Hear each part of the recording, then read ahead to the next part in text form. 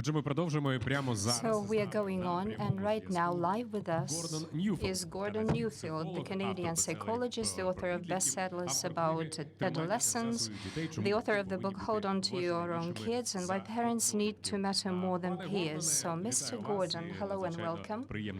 It's incredibly pleasant that you are with us here online, regardless of the incredible difference in time. I know that it's early morning for you right now. Again, thank you very much for being with us. It's my honor to be here, definitely, and greetings to first ladies and gentlemen and honored guests. Дякуємо. Отже, давайте до справи. Thank you.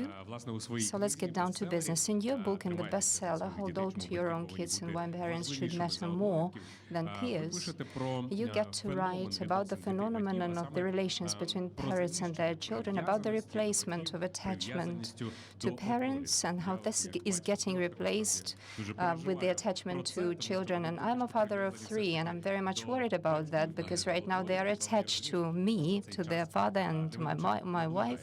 But I know that this time inevitably is coming closer. They also write about why children slowly begin to get to lose touch with us and how the loss of this touch negatively affects their psycho-emotional development, and why parents should definitely matter more than the children's peers. So what do we as adults have to do in order to understand our children better, care about their mental health, without delaying it until tomorrow, but right here and now? Well, that's the most important thing, is to realize that they still need us. Our youth need us. When we think of how best to support their mental health, it's not through attachments to each other, because those are not designed for care to be delivered. The main delivery of care is in the context of family. And that's the way it's meant to be. Attachment is a delivery system for care. So as long as they're attached to us, even if peers are important, they should be looking to us for their care. We can mitigate the effects of adversity. We can mitigate the effects of stress when they do feel cared for. And family always has been the answer, and certainly is the answer. And the wonderful thing about Ukraine is that family is so important, and so they have the resources to be able to do this. But knowing this, I think, is most important. We remain the most significant factor in our children and our adolescents, our youth's lives. So still, we would like to hear some practical steps and advice from you, some tips. I can understand that you will say there are no instructions that you can give, like do this, but don't do that. But a particular streak, a strain, or a direction that we would like to hear from you, if you please. Well, to preserve the attachment is to make sure that nothing comes in between it. When we lose our confidence that we are our children's best bet, we are no longer taking care that they remain, in a sense, attached to us, important to us. The most important way of preserving connection, of course, is to continue to nurture them through a sense of significance, through a sense of value, through a sense of importance to us, and to make sure nothing comes in between it. Times of connection are so important in this, and realizing that attachment is more than just being with. It's about relationship, and so preserving that relationship is absolutely paramount. Thank you. In the attempts to, so to say, normalize mental diseases, psychological diseases, we kind of made pathological stress and different negative emotions, but because natural emotions are also natural, so embracing our emotions but not escaping from them is also one of the keys to healthy psychological life. You agree with that, don't you? Absolutely. Absolutely. It's key. Sadness is absolutely essential. We should feel sad when there are things to feel sad about. We should feel unhappy when there's things to be unhappy about. To lose our feelings is to think we're fine. And that's the real problem in mental health, is to think we're fine when we're not fine. When we're emotionally healthy, we feel, and when we feel, there's some suffering involved in this, and and the family is key to this, because family can provide a sense of safety in a time of adversity when we're close to those that we are attached to and connected to. It's a place, as an oasis of safety, a sanctuary of safety, where feelings can bounce back in a timely manner every now and then. And this is exactly what is needed for emotional health and well-being. От молодь, ну, у нас But the ця young частина саміту, people, вона, власне, this підліткам і part молоді of присвячена, так? our summit is dedicated Молодь to the схильна youth вірити, що and насправді adolescents. They щось tend не to так із believe that тривогою, there's так? Щось something не wrong так із about тривожністю, anxiety, не так about із sorrow and поганим sadness, самопочуттям something wrong взагалі. about От feeling що ви unwell. можете їм порадити? Як So what can you advise them? існувати з такими How думками to exist with this kind якимось of чином треба thinking? Do змінювати? they have to get them changed in some way? Well, that's what needs to be normalized. Mental illness does not need to be normalized. Normal emotions need to be normalized.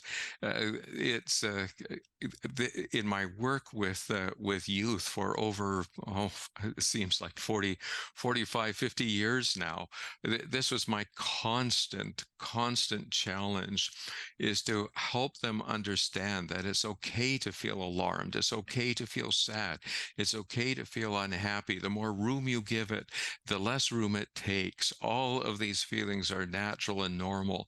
And this should be our message as a family, along with making sure that we have the spaces and places where emotions can play. Because when emotions can play, those are exactly the kinds of feelings that come. And again, Ukraine is rich in culture, rich in so many places where emotions can play, the arts, the music, the dance, especially.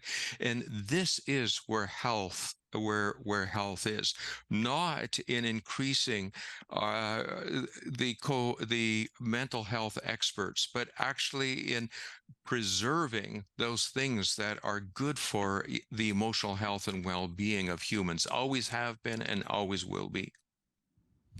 Ну, до речі, сам факт цікавий. От, Well, the fact itself is interesting. I don't know whether you have seen the results of the research and survey that has been done specially for this summit. Я можу так зацитувати. But I can just quote one of the articles, one of the items. So the research testifies that the most vulnerable to mental changes as a result of the war are adolescents, teenagers. Why is this so? Why do teenagers usually take and perceive it in a more open way? Why are they laid bare to that than adults? So what does the state, then the government and the society have to do in order to decrease this indicator? Well, it's natural. First of all, adolescents are naturally idealistic. This is part of their developmental process. And to be prematurely disillusioned is an extra weight. We all become disillusioned eventually. We cannot control our world, but for youth to become disillusioned prematurely is an extra stress. At the very heart of stress is facing separation in one way or another. And the youth are spared that, because they think what can be will be. If it's possible, there is a way of getting there. So in a sense, they're both optimistic and they're very hard hit. Again, the answer is in finding the spaces where emotions can play, because at least there's some expression to this, and in the safety of family. These are always the sanctuaries, the best sanctuaries for the feelings that are necessary to preserve their emotional health. Знову ж таки, повертаюся до дослідження, так? Once again, reverting to this research and study, we have just been talking about teenagers. Mental problem is something that young people of older age, like 18 to 24, are also faced with. And the top most common sensations are fear, sadness, and exhaustion. Along with that, 70% of the same group are still hopeful that during the nearest 3 years, their mental state will definitely improve. So my question is how to achieve this result? Under what conditions will it become possible? If, imagine, we don't want to believe it, but anyway, we have to play lots of different scenarios, different ways of development. So imagine that during the following 3 years, the war doesn't run out and economic challenges continue and persist. So how should young people continue living, believe in the future, keep building plans for the future, start their own families, given all of these negative circumstances?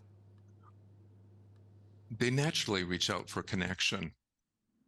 But unfortunately, in today's world, they reach out for connection with each other. And although they can get a sense of belonging from each other, they don't get a sense of feeling deeply cared for, because nobody's responsible in that scene, in that scenario. That's where family comes in. Family is absolutely essential in this. And not social media, not a sense of belonging that comes from connections with peers, and actually not mental health education.